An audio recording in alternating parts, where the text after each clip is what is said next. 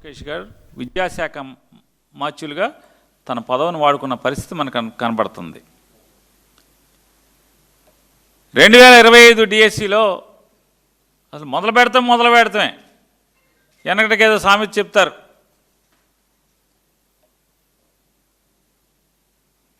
కాపురానికి వచ్చిన రోజు తొలి రోజు చూడమని చెప్తారు అమ్మవారి భాగవతాన్ని.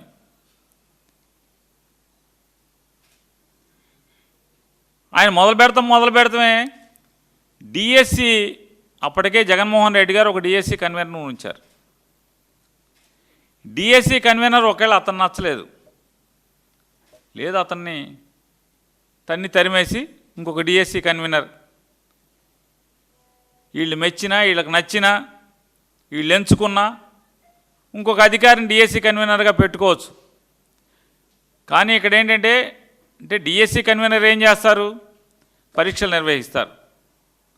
రిక్రూట్మెంట్ మొత్తం కూడా ఆయన నాయకత్వంలో ఆయన యొక్క పరిశీలనలో మొత్తం జరుగుతాయి. ఈ డిఎస్సి పరీక్షకి పేపర్ ఎవరు తయారు చేస్తారంటే ఎస్సీఆర్టీ వాళ్ళు చేస్తారు. ఇక్కడ గమ్మత్తు ఏంటంటే ఎస్సీఆర్టీ కన్వీనర్ ఒకడే, ఆయన్నే డిఎస్సి కన్వీనర్గా చేస్తారు. అంటే రెండిటికి పరీక్ష పేపర్ తయారు చేసే అతను, పరీక్ష పేపర్ చేసే వ్యవస్థ, పరీక్ష నిర్వహించే వ్యవస్థ రెండు ఒక మనిషికి ఇస్తారు. అంటే అక్కడే పారదర్శకత లోపించింది అనేది చిన్నపిల్లోడిని అడిగినా లేదా పెద్దగా చదువు రానటువంటి ఏ వ్యక్తిని అడిగినా, లోకజ్ఞానం ఉన్న ఎవరిని అడిగినా కూడా చెప్తారు. దీనికి పెద్దగా పండితులు అక్కర్లేదు. ఎస్సీఆర్టీ పేపర్ తయారు చేస్తుంది, అదే ఎస్సీఆర్టీ కుర్చీలోంచి యువతలకు వచ్చి డిఎస్సి కుర్చీలో కూర్చొని అదే మనిషి అదే వ్యవస్థ డిఎస్సి ఎగ్జామ్ నిర్వహిస్తాడంట. జగన్ గారు ఇచ్చినటువంటి నోటిఫికేషన్ని రద్దుపరిచి వీళ్ళ సంతకాలతో వీళ్ళ తేదీలతో ఇంకో డిఎస్సిని ఇస్తారు, కొత్త డిఎస్సి అని చెప్పి. ఆ డిఎస్సి మొత్తం అంటే పారదర్శక పాత్ర వేసి అక్కడితో ఆగరు. ప్రశ్నాపత్రాల తయారీలో ప్రక్రియ మొత్తాన్ని, అది కాన్ఫిడెన్షియల్ ప్రాసెస్ని లేదా అప్లోడింగ్ని లేదా డిజిటలైజేషన్ని, వీటన్నిటిని ఎవరుంటారా అంటే ఎవడో పర్మనెంట్ ఎంప్లాయీస్ ఉండరు. మొత్తం టోటల్గా ఎస్సీఆర్టీలో అవుట్సోర్సింగ్ ఉద్యోగస్తులుగా పనిచేస్తున్నటువంటి వ్యక్తులే ఈ మొత్తం వ్యవస్థ నిర్వహణలో వాళ్ళు ఉంటారు.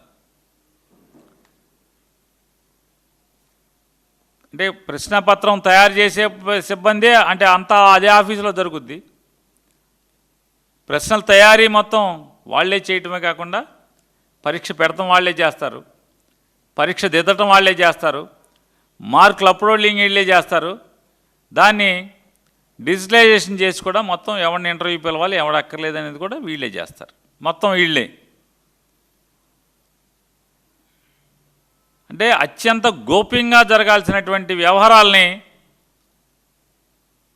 అవుట్సోర్సింగ్ ఉద్యోగస్తులతో వీళ్ళు నిర్వహణ చేయటం. ఇంకా గమ్మత్తు ఏంటంటే ఎవరైతే అవుట్సోర్సింగ్ ఉద్యోగి ఈ పరీక్ష ఎస్సీఆర్టీలో పనిచేస్తున్నాడో నవీన్ అనే ఆయన కృష్ణా జిల్లాలో టాపర్గా వస్తాడు, డిఎస్సిలో జిల్లా టాపర్గా వస్తాడు. ఆయన జిల్లా టాపర్గా వచ్చినట్టుగా మెరిట్ లిస్టు ఆన్లైన్లో పెడతారు.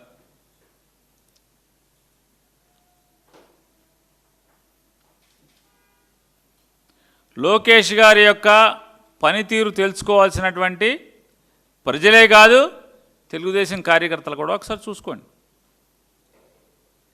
ఈ టాపర్గా వచ్చినటువంటి ఎస్సీఆర్టీ అవుట్సోర్సింగ్ ఉద్యోగి నవీన్ టాపర్గా వస్తే మరి అతన్ని ఎందుకు డిక్లేర్ చేశారు, ఎందుకు మళ్ళీ దాన్ని తొలగించారు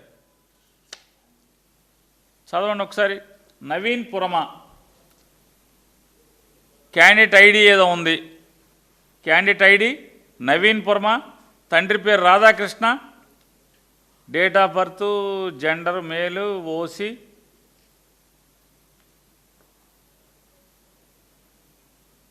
టోటల్ స్కోర్ ఏమో 89.74650. టోటల్ స్కోర్ వచ్చి 89.74650. Rank first rank. మరి AP mega DSC 2025 merit list ఆ కింద చూడండి ఒకసారి, మొదటి పేజీ చూడండి ఒకసారి. మరి దాంట్లో post and subject and medium SA social studies district Krishna. మరి వెంటనే దాన్ని ఎందుకు వెనక్కి లాక్కున్నారు, దాన్ని ఎందుకు ఎరేజ్ చేశారు?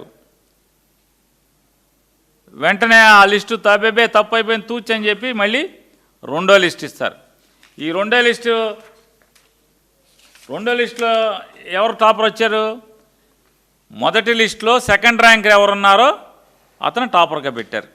మరి ఫస్ట్ ర్యాంకర్ వచ్చిన నవీన్ని ఎందుకు తీశారు? చెప్పండి.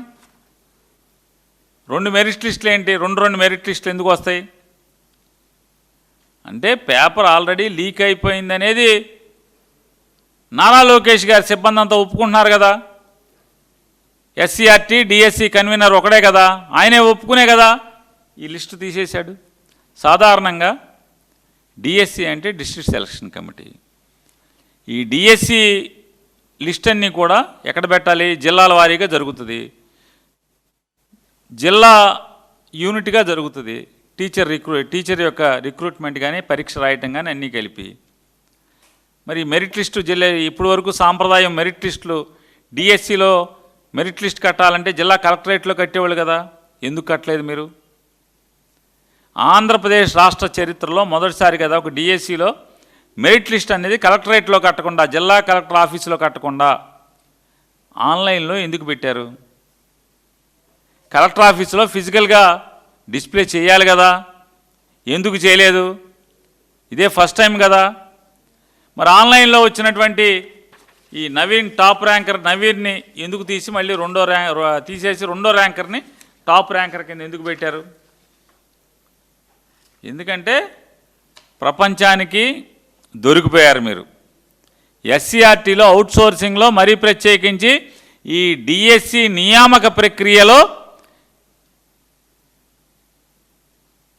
కీ రోల్ పోషించినట్టు లేదా మంచి పాత్ర పోషించినటువంటి, అంటే మార్కులు పేపర్ గురించి కానీ లేదా మార్కులు అప్లోడ్ చేయడంలో కానీ మార్కులు క్రోడీకరించడంలో కానీ అన్నిట్లో కూడా ఈ నవీన్ లాంటి పాత్రలు చాలా ఉన్నాయి కాబట్టి, అందులో నవీన్కే ఫస్ట్ ర్యాంకర్ వచ్చింది కాబట్టి మీ శీలం కాపాడుకోవటం కోసం, అంటే ఆల్రెడీ మీ వ్యాపారం బట్టబయలైపోయిందని చెప్పనేది ఒక్కసారి ఉలిక్కిపడి ఈ లిస్టులు మార్చారు.